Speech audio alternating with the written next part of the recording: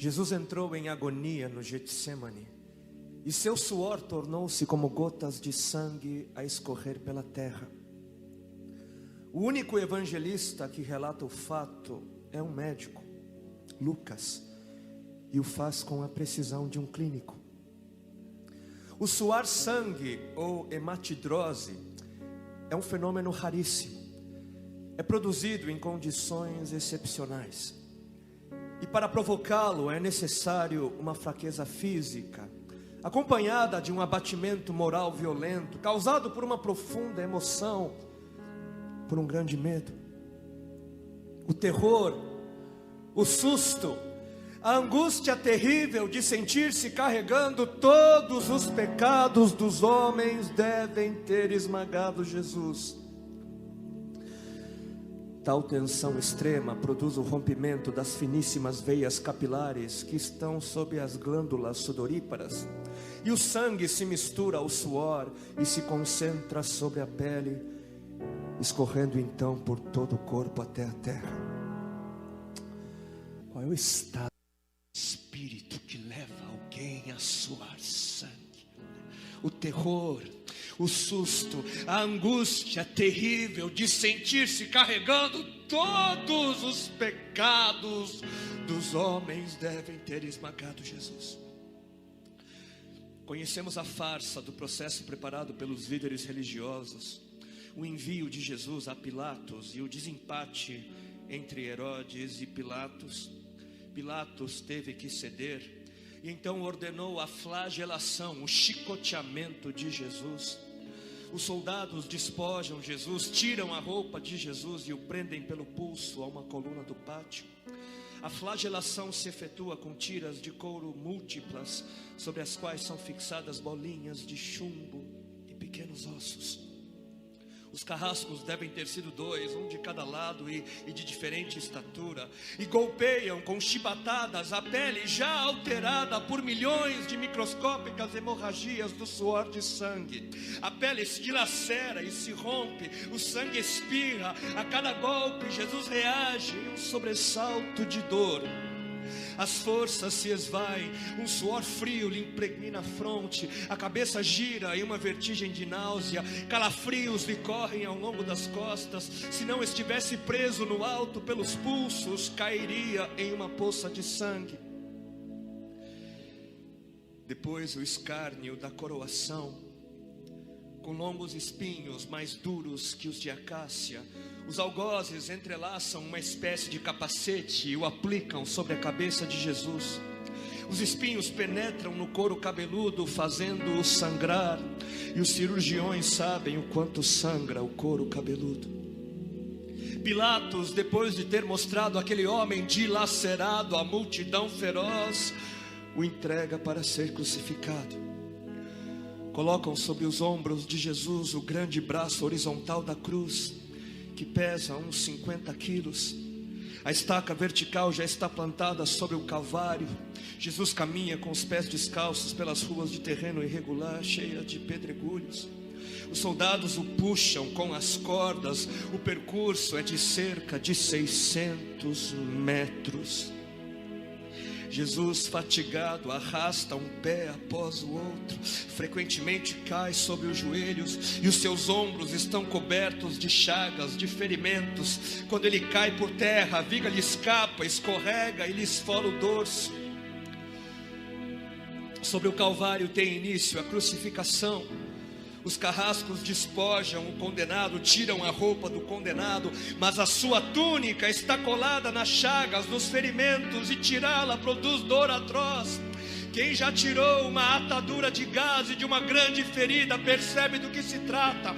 Cada fio do tecido adere, cola a carne viva, e ao levarem a túnica se laceram as terminações nervosas postas em descoberto pelas chagas.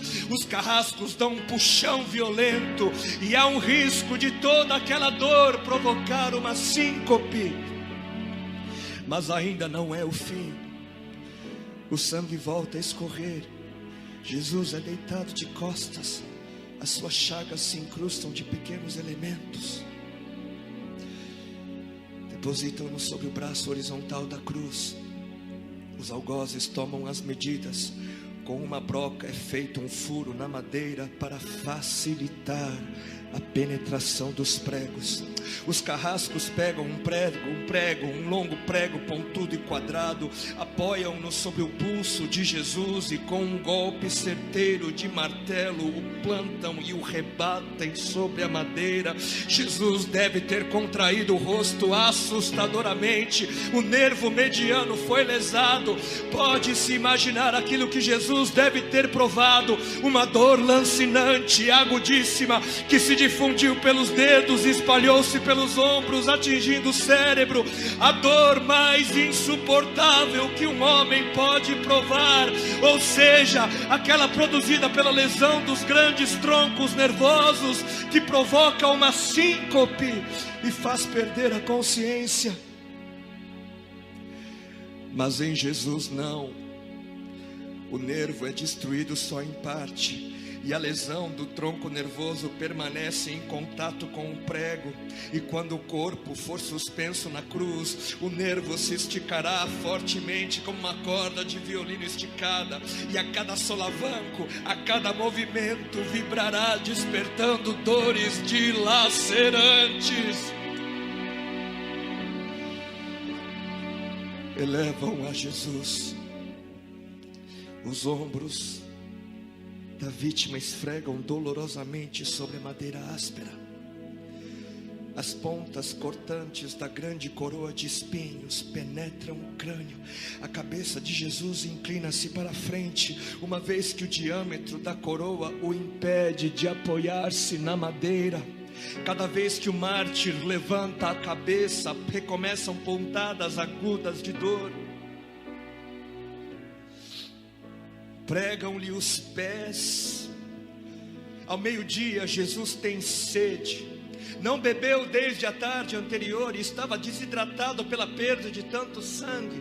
Seu corpo é uma máscara de sangue. A boca está semiaberta e o lábio inferior começa a pender.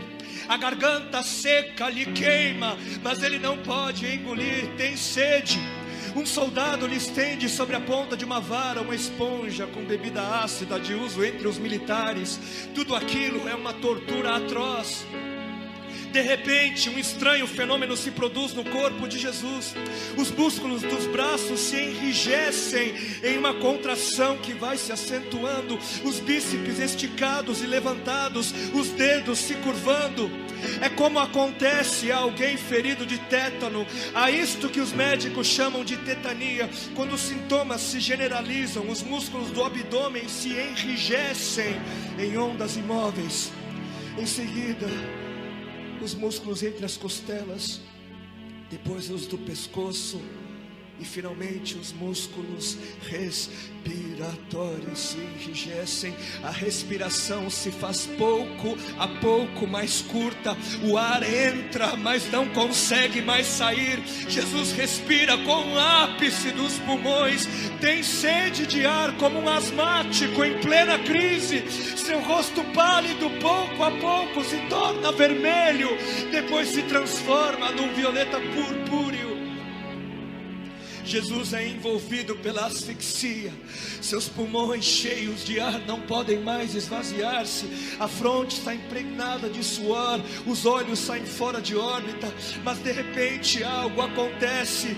De repente algo acontece. Lentamente, com um esforço sobre-humano, Jesus toma um ponto de apoio sobre o prego dos pés. Ele esforça-se a pequenos golpes. Se eleva, aliviando a tração dos braços. Os músculos do tórax se distendem. A respiração torna-se mais ampla e profunda. Os pulmões se esvaziam e o rosto recupera a palidez inicial. Mas por quê? Por que este esforço? Por quê? Porque Jesus quer bradar: Pai, perdoa-lhes porque não sabem o que fazem. E logo em seguida o corpo de Jesus começa a afrouxar-se de novo, e a asfixia recomeça. foram transmitidas 7 frases pronunciadas por ele na cruz, e cada vez que quer falar, ele deverá elevar-se, tendo como apoio o prego dos pés. Inimaginável. Atraídas pelo sangue que ainda escorre e pelo coagulado, enxames de moscas unem ao redor do seu corpo, mas ele não pode enxotá-las. Pouco depois o céu escurece, o sol se esconde, de repente a temperatura diminui, logo serão 3 da tarde, e depois de uma tortura que dura horas e horas, todas as suas dores, toda a sua sede, todas as cãibras, toda a asfixia, todo o latejar dos nervos medianos lhe arrancam um lamento: Deus meu, por que me desamparaste?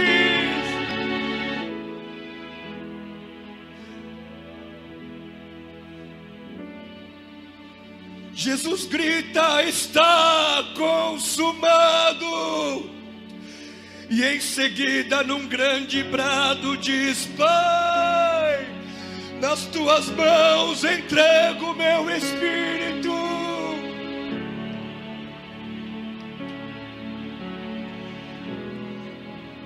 E morreu no meu lugar e no seu.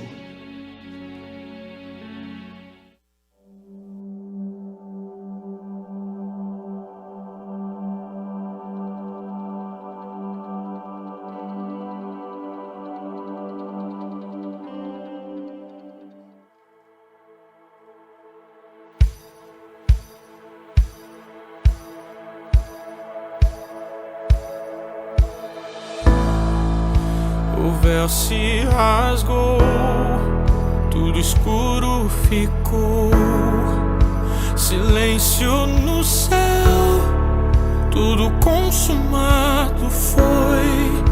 A morte se esqueceu que era o Filho de Deus. E ao terceiro dia meu Jesus ressuscitou. Túmulo vazio,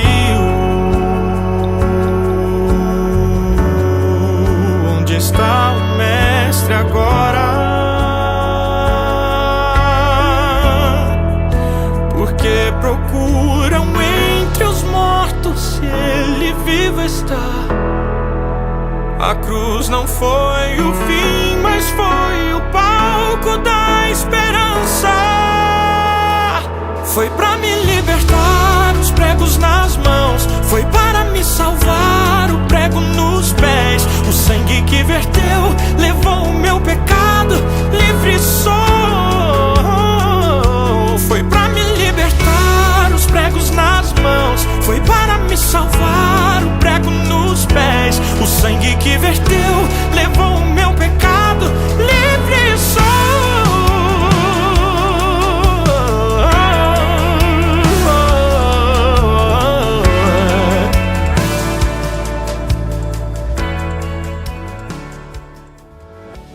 Pai nosso que estás nos céus, santificado seja o teu nome.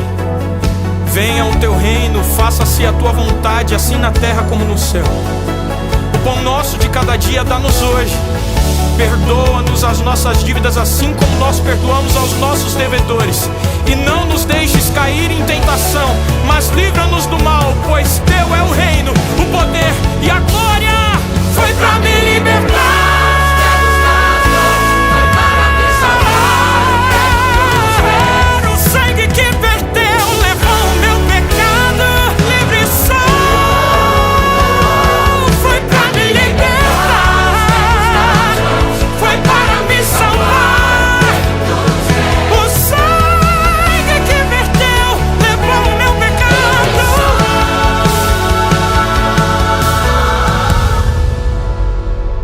Foi por amor que ele sofreu, foi por amor que ele se deu, foi por amor que ele sofreu, foi por amor.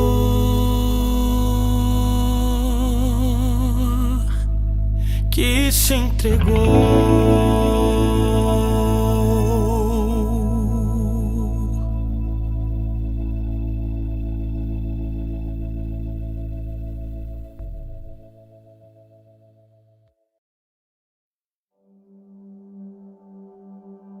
Ei, mas a história não termina assim. É verdade, Jesus morreu por mim e por você. E quando isso aconteceu, o céu escureceu e colocaram o corpo de Jesus no túmulo. Mas esse não foi o fim. Ele ressuscitou e hoje vive dentro de mim, de você e de cada um de nós. Quer saber como foi essa história? Vem com a gente.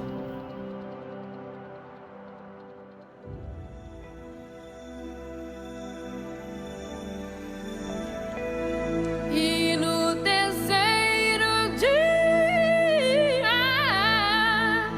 a pedra do sepulcro rolou. E lá chegou Maria Mazzucco. Ela não encontrou. O anjo lhe falou que ele não estava lá. Entre os mortos não devia procurar. Viu o jardineiro e perguntou: onde está o meu Senhor? Ele olhou nos seus olhos e pelo nome ele achou. Ela reconheceu a voz do mestre. Rabone, meu Jesus ressuscitou. Hoje eu sou livre para amar a Deus, viver vitorioso como filho seu. Hoje eu sou livre para celebrar. O pecado não pode mais me dominar. Hoje eu sou livre para amar a Deus, viver vitorioso como filho seu. Hoje eu sou livre para celebrar. O pecado não pode mais me dominar. Ele reina, ressuscitou,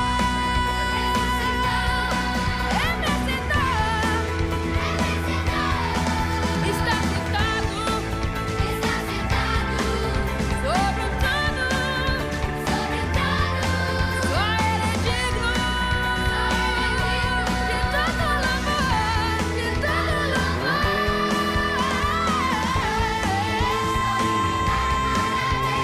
Viver vitorioso como filho seu. Hoje eu sou livre para celebrar. O pecado não pode mais me dominar. Hoje eu sou livre para amar a Deus, viver vitorioso como filho seu. Hoje eu sou livre para celebrar. O pecado não pode mais me dominar.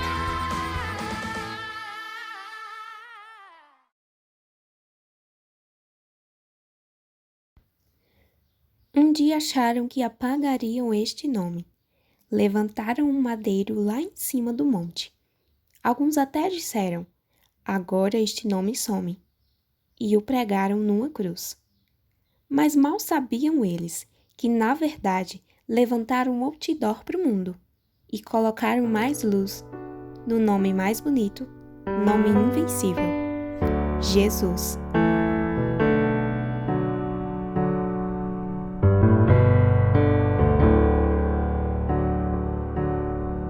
O amor foi crucificado, o Cordeiro foi imolado, pagou tudo que eu tinha aqui, se entregou por nós. O amor foi crucificado, o Cordeiro foi imolado, pagou tudo que eu tinha aqui, se entregou por nós.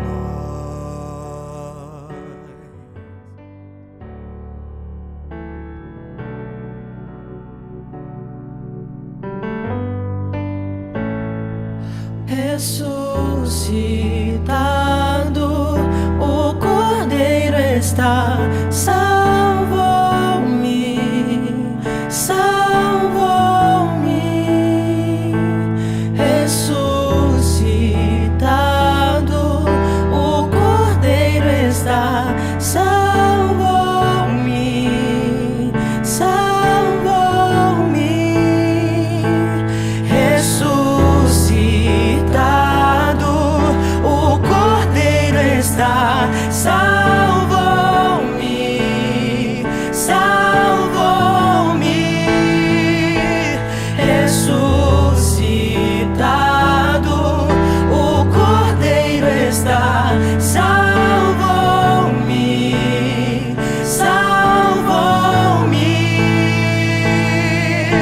E quando a morte pareceu vencer, veio vida em abundância sobre nós, e as marcas das feridas que o pecado deixou não mais sangraram em mim. A morte não venceu, a morte não venceu,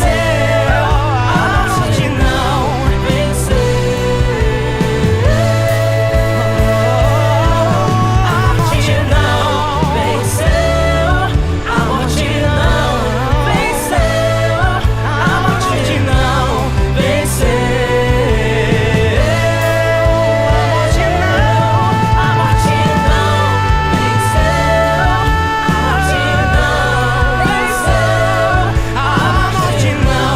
venceu, a morte não venceu, a morte não venceu, a morte não venceu.